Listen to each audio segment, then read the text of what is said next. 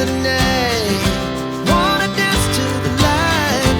Pull the stars from the sky. Just two hearts running wild. Never sleep, never stop.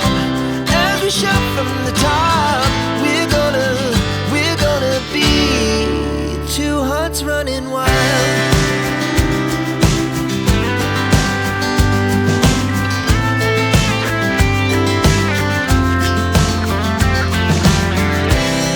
Now the morning is the afternoon.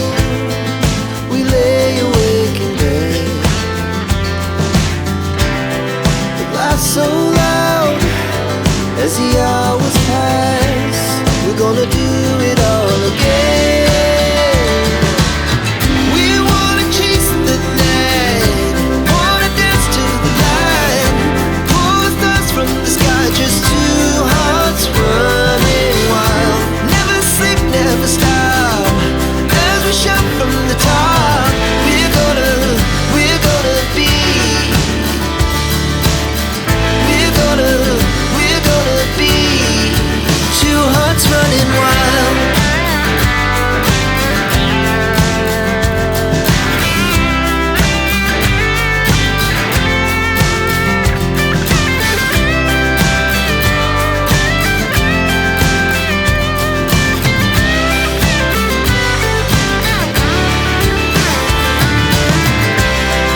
The moonlight, summer sky, it was the best we ever had.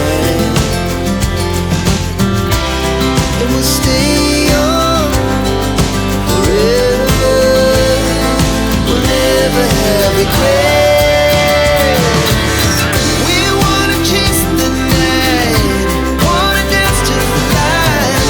Pull the stars from the sky. Just two hearts running wild. Never sleep, never stop. As we shout from the top, we're gonna be two hearts running wild. We're gonna be. We're gonna be two hearts running wild.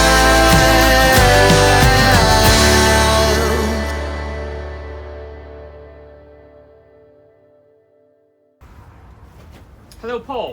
Hello. Can you tell us why you did it? Why I did it because I can. I did it because it was a dream to do a four-wheel drive American van since I was a teenager. They're quite rare anyway, especially over here. So I'd had the van 10 odd years in stock form. Just decided to take it off the road and just build that. It's all off my head, nothing really planned. Whatever bits I could afford to buy. Quite happy with the result. So That's good. That's good. How long did it actually take you from start to actually drive something? probably 2 years before I could actually move it, but 4 years total to build it from taking it off the road to what it is now. How did you find motivation to actually complete this project? It's such a massive project on itself. The scale of it is crazy. And how you manage to pull it together? Highly motivated anyway, so that's not a problem. Like with all projects, that you find you'll get to a point where you don't really achieve nothing, and months and years can go by. Yeah, I got to that point, probably 3 years in, I just didn't seem to be getting anywhere with it, and I've lost heart with it, but you just carry on until it's done. I say done, it's been on the road 2 years. They're never really done, there's always something else to do on it. And there's still ideas in the head to change this and modify this and do that. So it's just in the blood, I just enjoy doing it. That's great, that's great.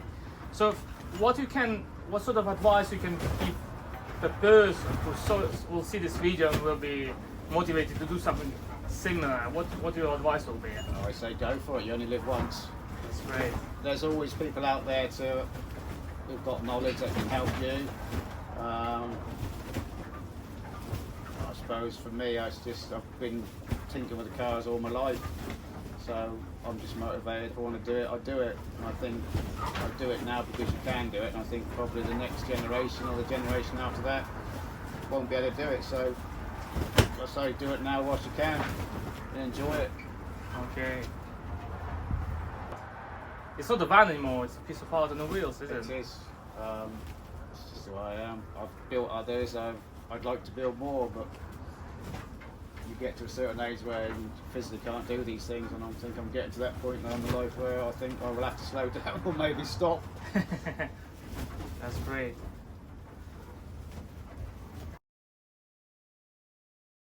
Front axle's supposed to be from a 1969 F250, but I think it's probably maybe a Bronco. It's a bit not quite as wide as it should be. Originally a drum brake axle, was converted to discs from an international harvester. Heavy duty shafts.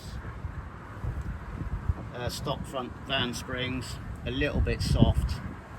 A bit wobbly on the road, so I'm going to probably put an anti-roll bar on it if I can find room. Twin steering stabilisers. Most of it's custom fabricated.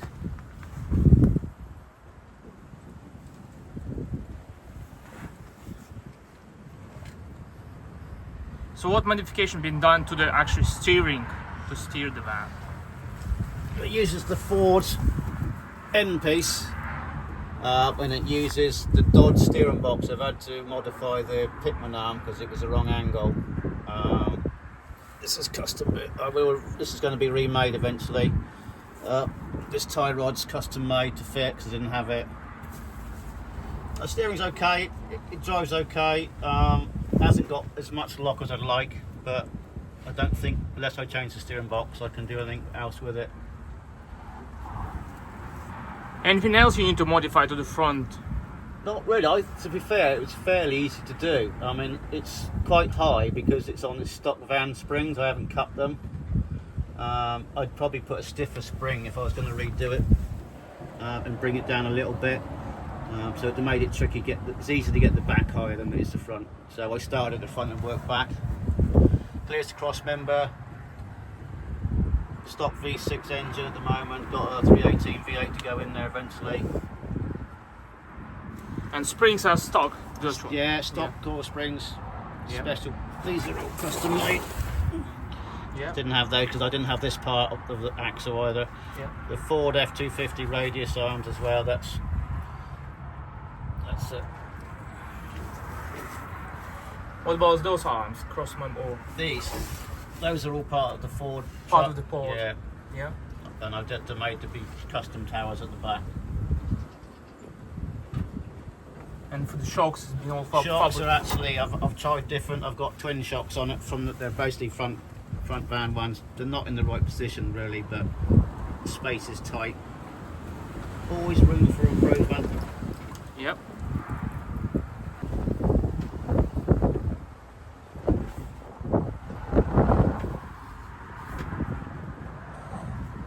So what transmissions?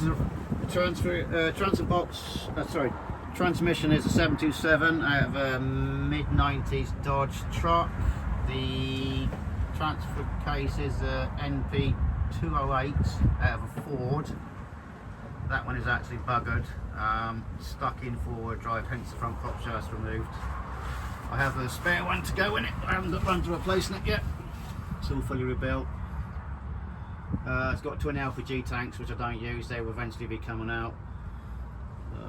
Don't like LPG anyway, so.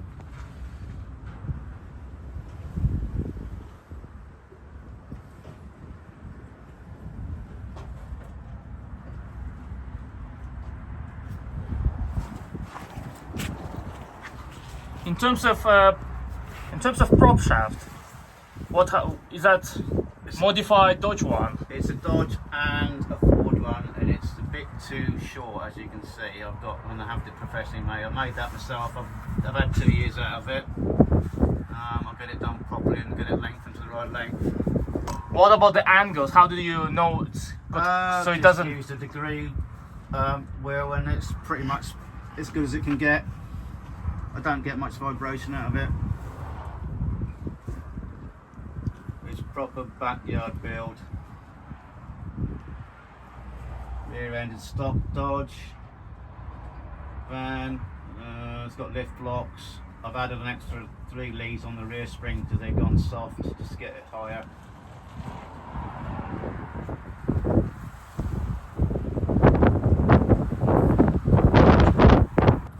Right, this piece here, just that little piece there, was part of the original Dodge frame up here when it was two-wheel drive.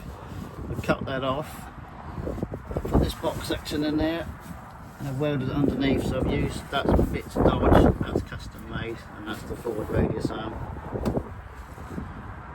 It was a bit tricky because being a Dodge van, it's monocoque chassis to there, and the chassis drops down instead of goes up because it's obviously a quarter-sprung two-wheel drive van.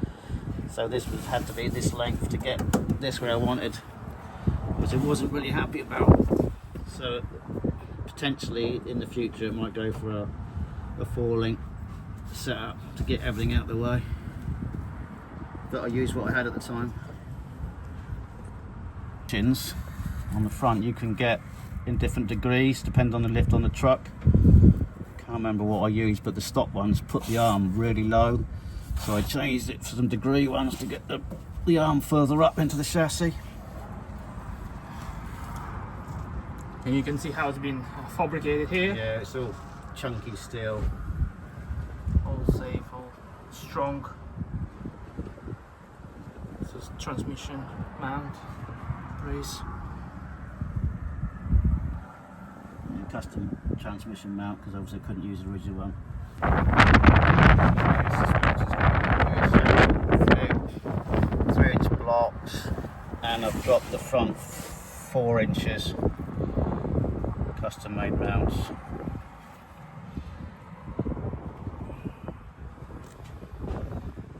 Different shocks. They're off a Dodge Ram.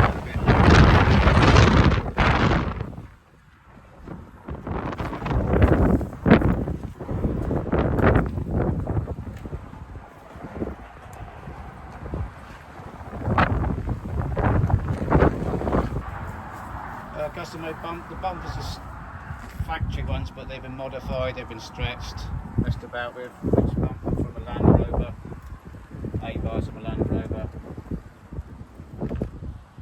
Winch is free.